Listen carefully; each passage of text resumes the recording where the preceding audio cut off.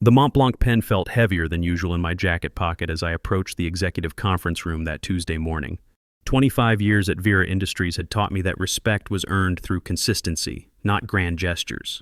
I'd arrived early to welcome Adrian Mercer, our new CEO, the way I'd been welcomed a quarter-century ago, with a firm handshake and genuine support. But the moment I stepped inside, the temperature seemed to drop 10 degrees. Adrian didn't extend his hand. He didn't acknowledge my greeting. Instead, he adjusted his Italian silk tie and delivered words that cut through the mahogany-paneled room like a blade. "Sebastian Ward, your time here is finished. Stop for a moment. How are you today? I hope you're feeling well. Take a moment, pour yourself a warm glass of whiskey, and stay with me until the end of this story. Thank you for always supporting us. Now let me take you inside the moment that changed everything." The words didn't register immediately. Around the polished table, two recently promoted vice presidents sat rigid, their tablets glowing, waiting for my response. I studied Adrian's face, searching for any hint this was some misguided attempt at corporate humor. There was none. He slid a manila envelope across the table with surgical precision, his eyes already dismissing me. This company requires modern thinking, not legacy deadweight. 25 years collapsed into that single brutal moment. Midnight crisis calls, supply chain disasters averted, audits passed under impossible deadlines, all reduced to legacy deadweight by a man who'd been on the job for exactly 3 weeks. The humiliation deepened as Adrian leaned forward, ensuring his voice carried to every corner of the room. "Gentlemen," he announced, tapping the envelope with his manicured finger, "this represents the beginning of our transformation. Vera Industries must shed its dinosaur thinking to survive, and Sebastian's departure signals our commitment to progress." Gasps rippled through the silence. I felt every eye on me, not with the respect earned over 2 decades, but with the awkward pity reserved for public executions. Some executives shifted uncomfortably in their chairs, others stared at their tablets as if the screens could provide escape from witnessing this institutional cruelty. My hand instinctively moved to the Mont Blanc in my pocket, the pen Raymond Coyle had given me on my 20th anniversary. Its weight grounded me against the tsunami of indignation threatening to break. Adrian straightened, satisfied with his performance. He had no idea this scene would be remembered not as his triumph, but as the spark that would ignite his downfall. 2 days before the humiliation, my phone had buzzed during a quiet Sunday evening. I'd been nursing a glass of Macallan 18, trying to lose myself in Isaacson's biography of Jobs' Anything to quiet the unease that came with rumors of corporate restructuring. The name on the screen made me set down both book and glass, Raymond Coyle. Raymond wasn't just Vera's founder, he was the company incarnate. Though he'd stepped back from daily operations years earlier, exhausted by endless battles with activist investors, his presence still permeated every decision, every crisis, every moment that mattered. When Raymond Coyle called, you answered, "Sebastian." His voice carried the same gravitas I remembered from the crisis years, when he seemed to see 10 moves ahead of everyone else. "We need to talk tonight." Within the hour, I sat across from him in the leather armchair of his private study at the Union Club. The scent of aged whiskey and tobacco hung in the air like incense. Raymond occupied his usual chair behind the mahogany desk, a stack of legal documents arranged with military precision. His eyes, though weathered by decades of corporate warfare, still burned with the intensity that had built an empire. "I've made a decision about this company's future," he said, pushing the documents toward me. "It's time to ensure Vera's legacy remains in the hands of someone who understands what we've built." I leaned forward, uncertain where this was heading. "I'm transferring my remaining shares 42% to you." The words hit like a physical blow.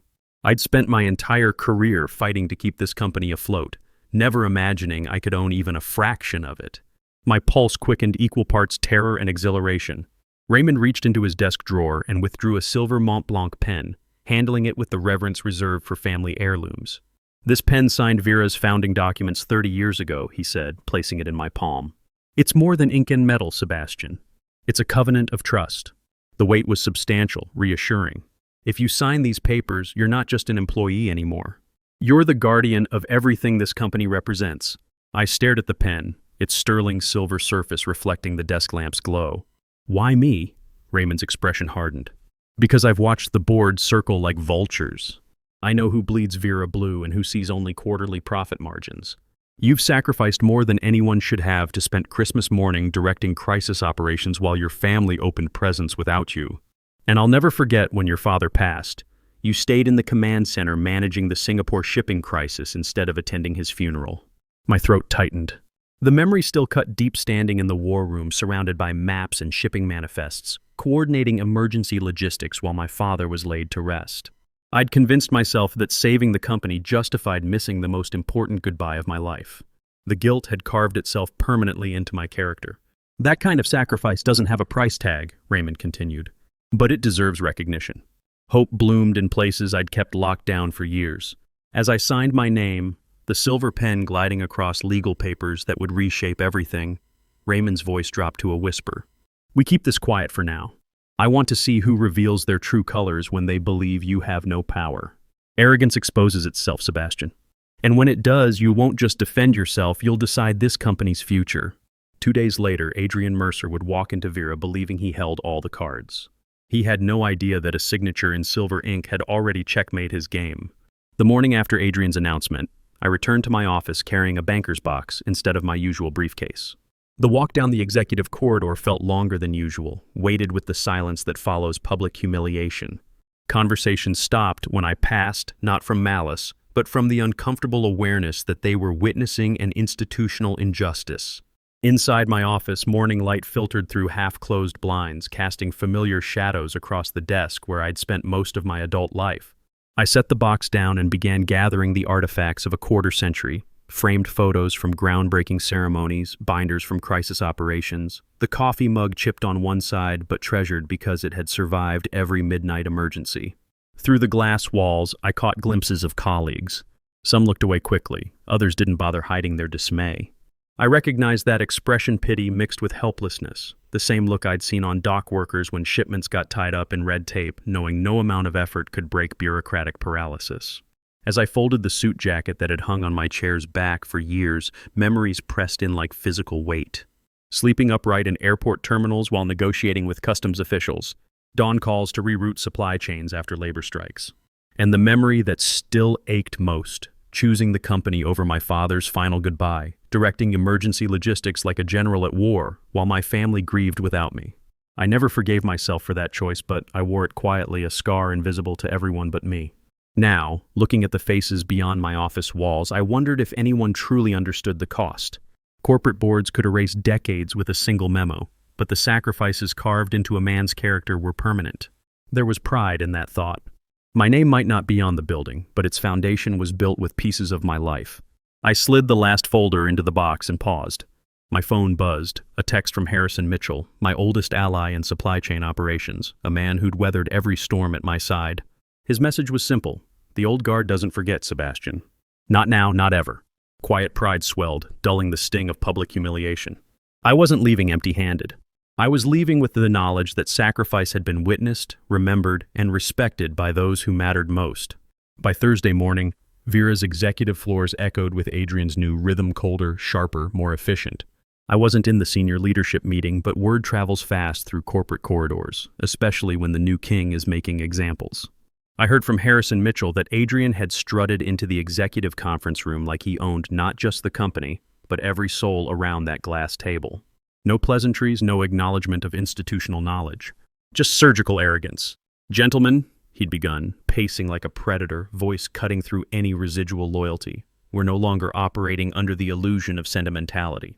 This company has carried dead weight long enough. Dead weight. The phrase hit like a physical blow when Harrison relayed it. 25 years of service reduced to industrial waste in Adrian's shiny new blueprint. But Adrian hadn't stopped there.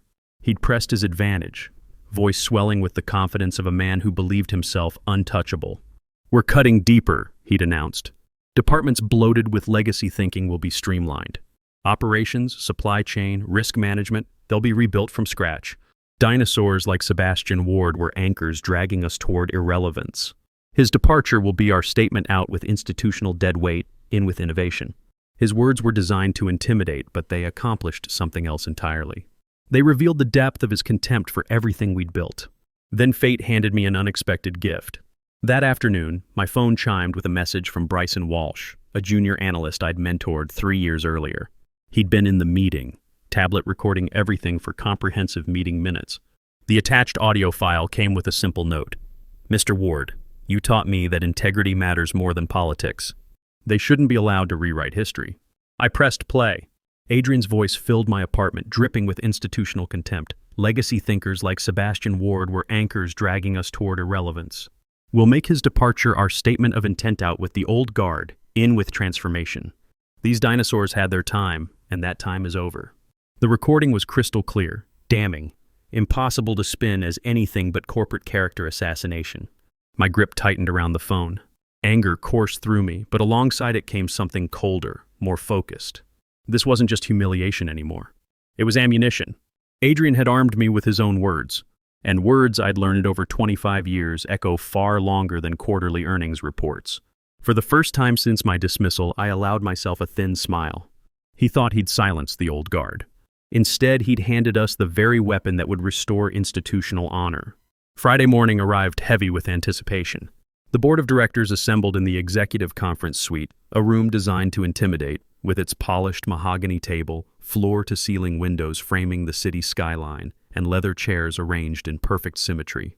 At the far end of that imposing table sat an empty chair, unlike the others. A brass nameplate rested before it, engraved with simple authority. Reserved. Majority shareholder.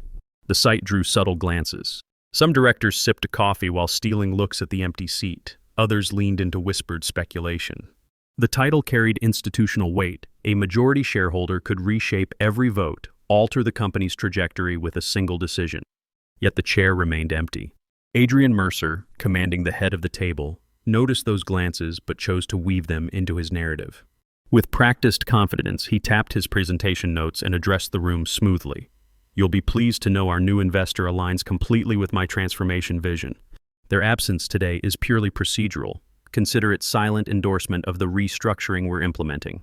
The words were calculated to reassure, but unease lingered like smoke. Directors exchanged measured looks, balancing skepticism with corporate caution. While major investors often operated from behind the scenes, the deliberate reservation of a chair with formal nameplate suggested someone who intended to claim it. I waited in the corridor beyond the frosted glass doors, my hand brushing the Mont Blanc in my jacket pocket. The pen's weight grounded me, reminding me of the covenant I'd signed 2 nights earlier in Raymond's study. My dismissal still burned, but beyond that glass lay something larger than personal vindication. This was about institutional integrity versus quarterly opportunism. I breathed deeply, steadying myself. Suppression was essential. I had to resist the urge to burst through those doors and strip away Adrian's arrogance with brutal honesty. Timing mattered more than emotion. Impact trumped impulse. Inside, Adrian continued his presentation, gesturing at slides filled with efficiency metrics and cost projections. His voice carried the certainty of a man who believed himself untouchable.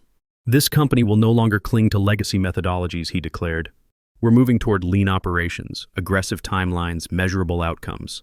But even as he spoke, one director leaned toward another, voice barely audible yet cutting through the corporate theater. Who exactly is supposed to occupy that chair? The question hung in the air, unanswered, but weighted with institutional significance. Anticipation swelled. No one in that room could have known that the silence beyond the glass doors was mine, and that when I chose to enter, everything they believed about power would change. Inside the boardroom, the rhythm of agreement grew stronger. Adrian's voice carried the easy confidence of a man who believed the hardest battle was behind him. He commanded the head of the table, pacing with predatory grace as if every director already belonged to his vision. Progress demands courage, he declared, gesturing toward slides projecting aggressive growth targets. We've already initiated the process of structural optimization. With your unanimous support today, we make it official. Together, we're architecting Vera's future. Directors leaned back in their chairs, nodding with cautious compliance. One, then another, voiced support. Adrian's vision is exactly what we need. Efficiency is our only path forward. Legacy thinking has held us back too long. Relief washed across Adrian's features. The tension in his shoulders dissolved, his stride becoming almost triumphant. For the first time that morning, he allowed himself the smile of a man who believed victory was inevitable. From the corridor, I watched silhouettes shift through the frosted glass, their body language telling the story clearly enough. Adrian had swayed them. My chest tightened as seconds felt like sand slipping through an hourglass. Maybe I was too late, I thought. Maybe signing Raymond's papers with trembling hands had been nothing more than a symbolic gesture. Perhaps the company was already lost to Adrian's ambition and the board's willingness to follow the loudest voice in the room. Maybe the recording, the ownership papers, the silver pen, maybe it was all just theater against inevitable corporate reality. My fingers clenched the Mont Blanc, its edges pressing into my palm. Doubt pressed against my ribs like physical weight. I imagined directors raising their hands in unanimous agreement, Adrian collecting the votes he needed, the legacy I'd fought to protect sealed under his reckless leadership. Inside, Adrian leaned forward, voice rich with satisfaction. "Let's proceed with the vote," he said confidently. A show of hands for the restructuring proposal. But before the first hand could rise, the secretary burst through the doors, breathless, holding her tablet aloft like a herald carrying news of war. "Sir, you need to see this immediately," she announced, her voice cracking the corporate calm like lightning. Confusion rippled through the room. Devices illuminated as directors reached for phones and tablets, the blue glow reflecting off their faces as they read in unison. Adrian frowned, irritation flashing across his features at the interruption. Then his expression collapsed as he read the notification appearing on every screen. Ownership transfer notification. Effective. Tuesday, Sebastian Ward holds 42% voting shares in Vera Industries. This supersedes all previous ownership records. Board acknowledgement of majority shareholder status required immediately. Silence descended like a physical presence. Chairs creaked as directors shifted, eyes widening, scanning the words repeatedly as if disbelief could alter reality. Adrian's confidence evaporated instantly, replaced by the pale rigidity of a man whose foundation had shifted beneath him. In the corridor, I exhaled. The weight of doubt lifted just enough to let something else through resolve tempered by 25 years of institutional loyalty. The game wasn't over. It was just beginning. The silence in the boardroom was suffocating when I finally pushed through the frosted glass doors. They swung wide with institutional authority, and every head turned as my footsteps struck the polished marble with measured precision. I didn't rush. I walked with the steady rhythm of a man returning home, though not a single person in that room had expected to see me cross that threshold again. In my right hand, the Mont Blanc caught the overhead lights, its sterling silver surface gleaming like a blade drawn for honorable combat. I let it rest naturally at my side, not brandished as a weapon, but carried with the quiet authority of someone who understood its true power. The pen was no longer just Raymond's gift. It had become the instrument of my signature, the tool that had transferred institutional control from the company's founder to its most loyal guardian. Adrian froze mid-sentence, his eyes widening with something approaching panic. The corporate mask cracked, revealing the younger man beneath uncertain, scrambling for control he no longer possessed. This has to be some mistake," he stammered, clutching the SEC notification printout like a life preserver. His voice wavered. No longer the booming cadence of assumed authority, but the brittle tone of a man watching his empire crumble in real time. I didn't speak.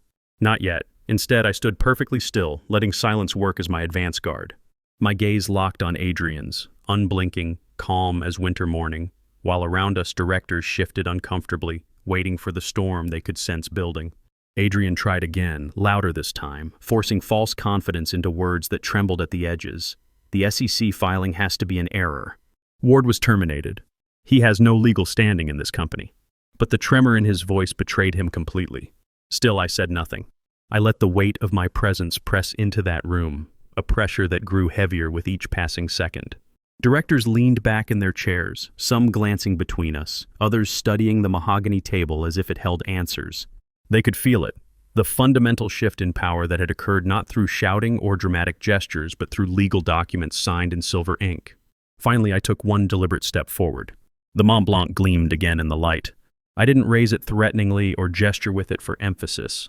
I simply held it steady, the way a man holds truth that no one else can deny. I stopped precisely halfway to the empty chair marked majority shareholder. I didn't sit, not yet. Instead, I stood beside it, silent, my eyes never leaving Adrian's increasingly pale face. The effect was immediate and devastating. His face drained of color and his words collapsed into nervous muttering as he gripped the table edge like a man afraid of falling. But the room had already turned. Every eye was on me now, waiting not for his explanations, but for mine. And still I waited. I let the silence stretch until it became unbearable, until even the sound of someone clearing their throat felt deafening. The anticipation became a weapon, and I wielded it with surgical precision. In that suspended moment, Adrian realized the fundamental truth about institutional power. It wasn't in grand speeches or aggressive presentations. Power rested with the one person calm enough to let silence do the work. At last, I lowered myself into the chair reserved for the majority shareholder. The leather creaked softly beneath me, but that sound carried through the boardroom like a gavel striking the final judgment. Every eye followed me as if the simple act of sitting was itself a declaration of institutional war.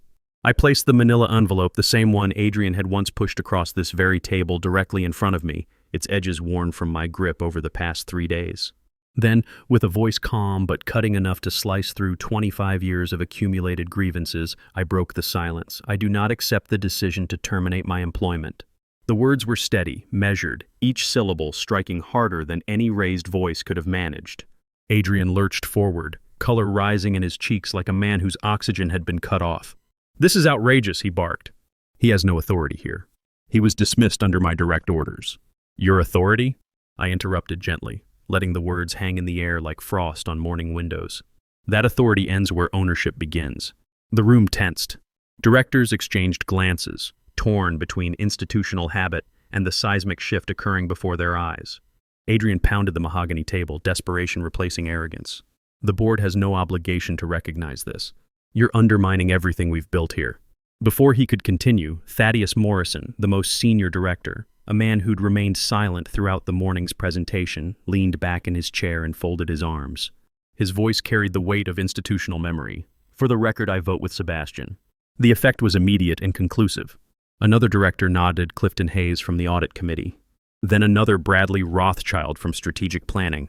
The dominoes fell not with fanfare, but with the quiet certainty of people recognizing that the storm had passed and they no longer needed to seek shelter with the wrong leader. Adrian's face drained of its manufactured confidence.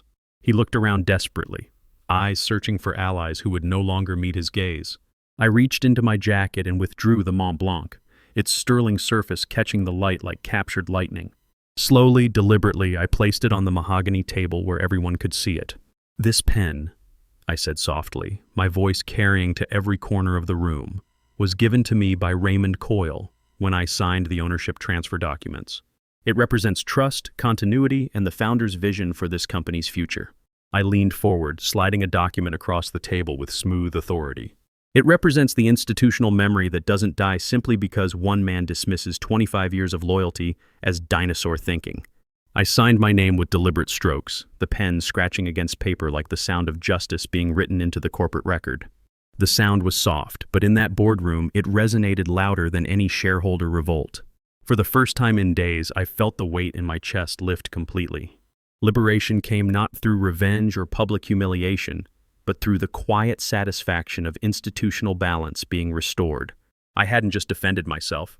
I had reclaimed what was rightfully mine, not through aggression, but through legitimate ownership and the respect it commanded. Adrian sank back into his chair, defeated. The board no longer looked at him with deference or fear. Their eyes were on me, waiting for leadership they could trust. The room held its breath as I finished signing the document. The Mont Blanc rested in my hand for a moment longer before I set it down with finality. Then I looked directly at Adrian, who sat cornered and pale at the other end of the table that no longer belonged to him. "From this moment forward," I said with quiet authority, "you will report directly to me." A ripple of acknowledgement spread through the boardroom. Some directors sat straighter, others exhaled with visible relief. The institutional tension that had pressed down on everyone for weeks finally broke. Thaddeus Morrison began to clap not thunderous applause, but the steady rhythm of a man grateful to see corporate justice restored. Others joined, Clifton Hayes, Bradley Rothschild, Winston Fairfax, their applause speaking not of victory celebration, but of institutional order being returned to its proper foundation. Adrian's jaw tightened, but he no longer protested. The weight of silence around him made clear that his corporate revolution was finished. I picked up the Mont Blanc again, holding it between my fingers as light glinted off its engraved surface. A small smile touched the corners of my mouth. "This company doesn't need disruptors," I said quietly, letting the words settle into the mahogany and leather around us. "It needs guardians."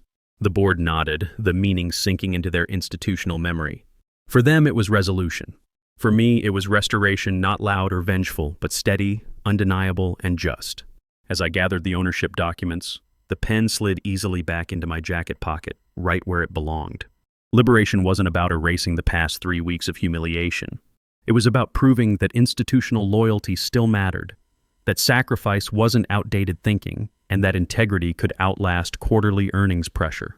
For the first time in years, I walked out of that boardroom not as an employee subject to corporate whim, not as a scapegoat for someone else's ambition, but as the rightful steward of everything I had helped build over 25 years of unwavering commitment.